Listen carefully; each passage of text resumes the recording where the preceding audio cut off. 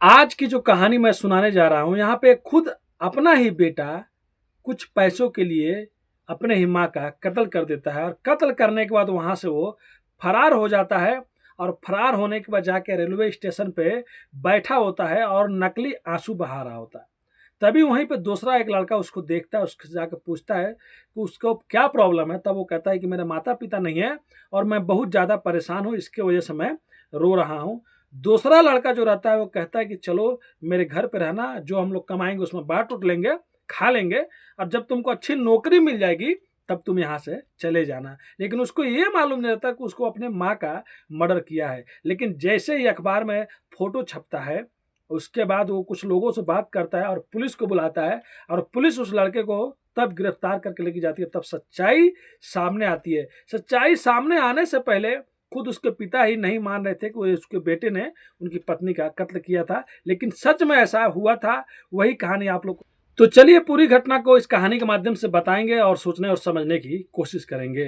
तो नमस्ते, आदाब, सत श्री अकाल। आज की जो सच्ची घटना मैं आप लोग को सुनाने और बताने जा रहा हूँ, ये घटना उत्तर प्रदेश की राजधानी लखनऊ से शुरू होती है। वहीं पे एक थाना लगता है पीजीआई, उसी थाना क्षेत्र का ये घटना है। बात 3 अक्टूबर 2025 की शाम के 5 या 6 बजे की है, जब एक 17 साल का लड़का जिसका नाम नितिन होता है, वो अपने घर में आता है। अपने चाचा के घर पे बैठा हुआ था और कहता है कि मेरी माँ आ गई हो गई चाचा, और मैं जा रहा हूँ अपने घर पे। लेकिन जैसे ही घर पे आता है तो देखता है कि दरवाजा खुला हुआ है, और अंदर जाने के बाद चीखने और चिल्लाने लगता है। उसके चाचा भी पीछे से दौड़ के आते हैं, घर वाले भी दौड़ के आते हैं। देखते हैं कि पूरे घर में खून फैला हुआ है और उसकी माँ की वहीं पे लाश पड़ी हुई है। अब तुरंत वो अपने पापा को फोन करते हैं, जिनका नाम राकेश यादव रहता है, जो डेयरी का काम करते थे, दूध बेचा करते थे। वो भी आते हैं। वहाँ पे पुलिस को भी फोन कर दिया जाता है। अब पुलिस भी आ जाती है, लेकिन घर का हालत देख के ये लग रहा था कि किसी ने लूट उट किया है, पूरा सामान इधर बिखरा हुआ है। उसके बाद पुलिस आती है, लाश को कब्जे में लेती है और हॉस्पिटल भेज देती है। लेकिन उसके बाद वो कहती है कि आपके घर से क्या क्या गायब हुआ है, ये सब चीज़ लिखवा दीजिए, और ये लूट और हत्या का मतलब एफआईआर दर्ज हो जाता है। वो लिखवाते हैं कि 40-50 हज़ार रुपये कैश रहता है, 7-8 लाख का मतलब गहना रहता है, और कुछ भी उस टाइम घर में नहीं रहता है। पुलिस एफआईआर दर्ज कर लेती है। लेकिन सबसे पहले ये कहती है कि बताइए घर में कौन कौन था, कौन कौन नहीं था। जो राकेश यादव रहते हैं, उनके 3 बेटे रहते हैं। पहला नितिन, जो पहली बार अपनी माँ को देखा था, और उसके बाद और भी उसके 2 भाई रहते हैं। अब 2 लोग तो वहाँ पे मौजूद रहते हैं, पूरे गांव के लोग मौजूद रहते हैं। पूरी एक कहानी पूरे आसपास में फैल जाती है। लेकिन एक जो लड़का रहता है इनका, वो लड़का घर पे नहीं रहता है। अब उसके नंबर पे जब कॉल लगाया जाता है तो नंबर स्विच ऑफ बताता है। फिर उसके बाद उसका सीडीआर निकाला जाता है उस लड़के का, और ये भी पता किया जाता है कि वो किससे किससे बात करता है। जिन जिन दोस्तों से बात किया करता था उनसे भी पूछताछ होता है। जो राकेश यादव रहते हैं वो ये भी कहते हैं कि शायद उनके बेटा का किडनैपिंग तो नहीं हो गया, उनका बेटा भी गायब हो गया है, और मोबाइल भी स्विच ऑफ बता रहा था। अब बात 3 अक्टूबर शाम की रहती है, 4 अक्टूबर आ जाता है। और 4 अक्टूबर को ये जब न्यूज अखबारों में छपता है, उसके बाद शायद 5 तारीख भी आ जाता है। उसके बाद उनके बेटे को भी खोज खबर हो रही होती है। और इधर जो कत्ल हुआ था, रेनू यादव उनका नाम रहता है, जो माँ होती हैं, उनका भी कत्ल किसने किया किसने नहीं किया, सब चीज़ पुलिस अपने एंगल से जांच कर रही थी। सीसीटीवी कैमरा भी जांच कर रही थी। जब अखबारों में पेपर छपता है 4 या 5 तारीख को, तो फतेहपुर से एक लड़का पुलिस को फ़ोन करता है।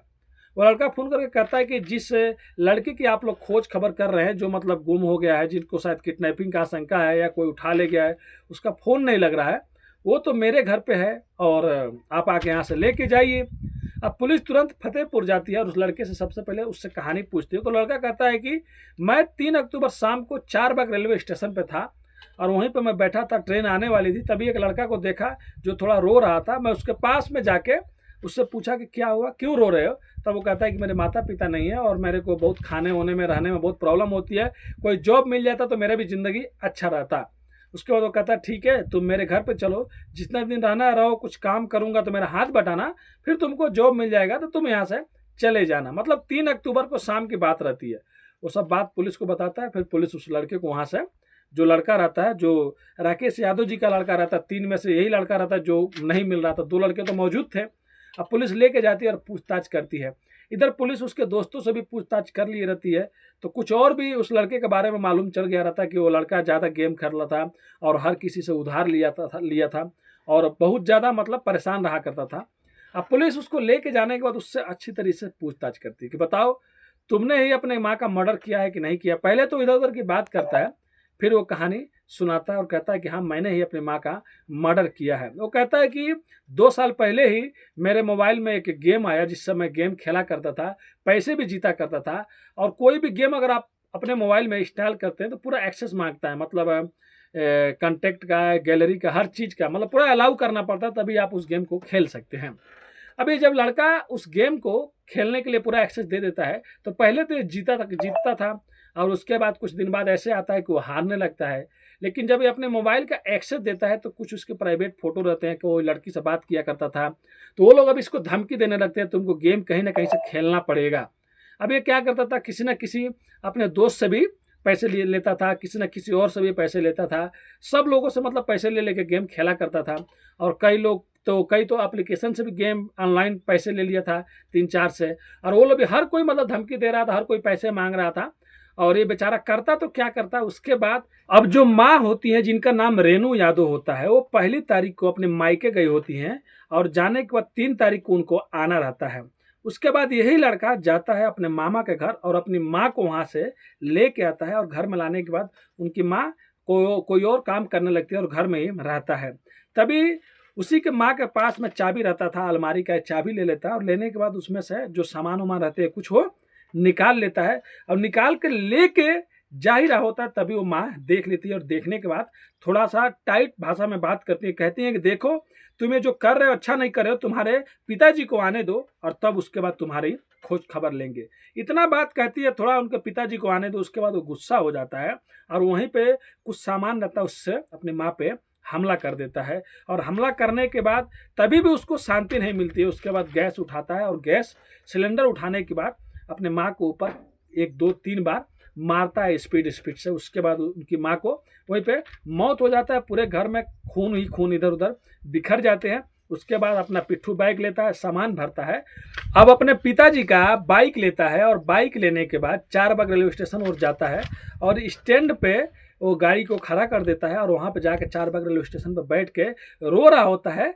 तभी ये लड़का उसको देखता है और देखने के बाद इससे कहता है कि चलो मेरे साथ में तुम रहना, मेरा हाथ बटाना और उसके बाद तुमको अच्छा जॉब मिल जाएगा, तुम यहाँ से चले जाना।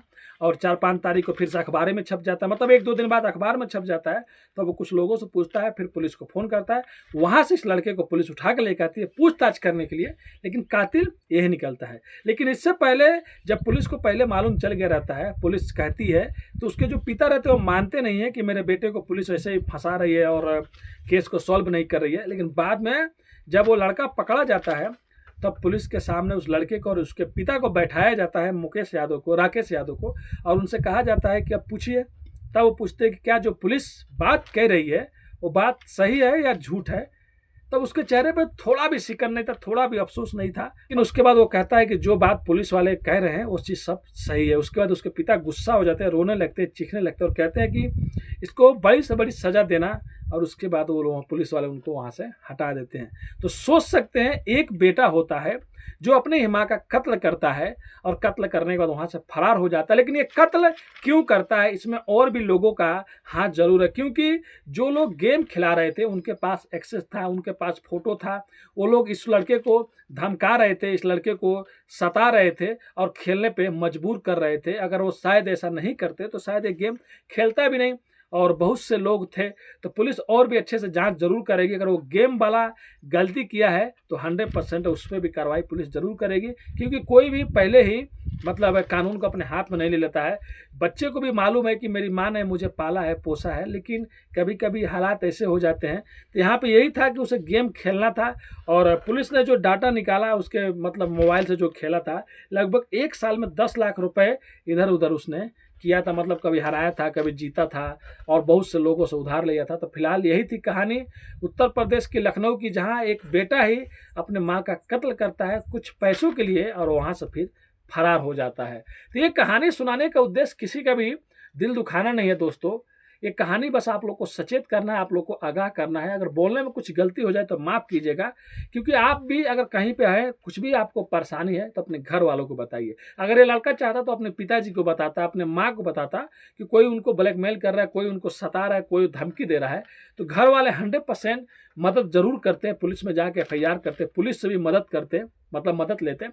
लेकिन ऐसे अपनी माँ का कत्ल कर देना या किसी को और कत्ल कर देना, ये सब अच्छी नहीं रहता है। तो ये थी कहानी लखनऊ की।